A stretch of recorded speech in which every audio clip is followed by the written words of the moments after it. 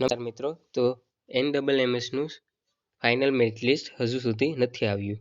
તો final merit list આવ્યા પહેલાં કઈ કઈ બાબતોનું ધ્યાન રાખવી, તેમજ ફોર્મ છે તે આગળ ક્યાંથી ભરવું કે રજિસ્ટ્રેશન ક્યાંથી કરવું, અને જે આગળની પ્રોસેસ સ્કોલરશિપ માટેની કઈ હોય છે તેના વિશેની સંપૂર્ણ માહિતી આ વિડીયોમાં જોઈ લેશું.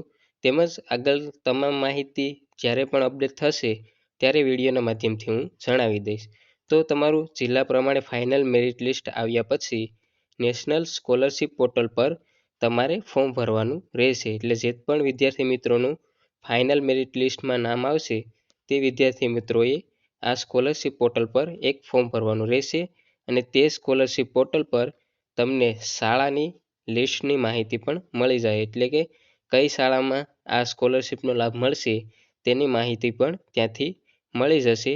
તેમજ તમે જ્યારે ફોર્મ ભરી અને તેને સબમિટ કરશો એટલે આ ફોર્મ છે તે તમારા જિલ્લા કક્ષાએ, રાજ્ય કક્ષાએ અને કેન્દ્ર કક્ષાએ તેની ચકાસણી કરવામાં આવશે. એટલે કે તમે ફોર્મમાં વિગતો તમામ સાચી ભરી છે કે નથી ભરી તેના વિશેની માહિતીની ચકાસણી ત્યાં કરવામાં આવશે. અને ત્યારબાદ ફાઇનલ અપ્રુવલ મળ્યા બાદ તમને સ્કોલરશિપનો લાભ મળશે.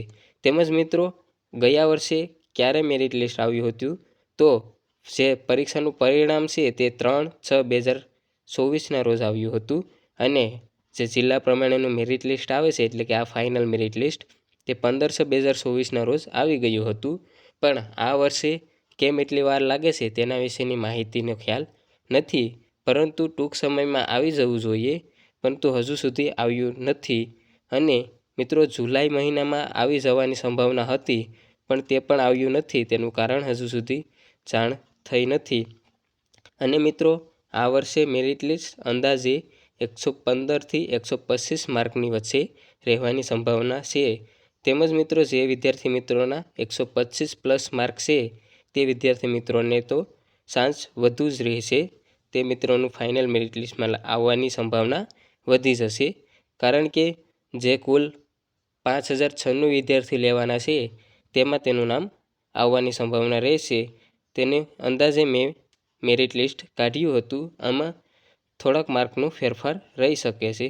તેમજ મિત્રો, સ્કોલરશિપ છે તે કેવી રીતે જમા થતી હોય છે, તો મિત્રો તમને એવું લાગતું હશે કે દર મહિને 1,000 રૂપિયા જમા થશે, પરંતુ તેવું નથી.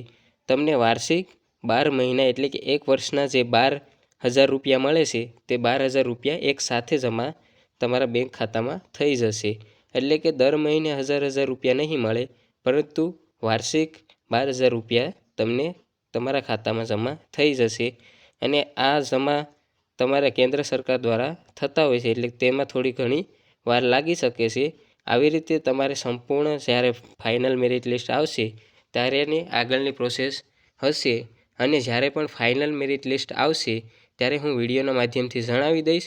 તેમજ આજે ફોર્મ ભરવાની આગળની માહિતી આવશે ત્યારે પણ હું વિડીયોના માધ્યમથી જણાવી દઈશ.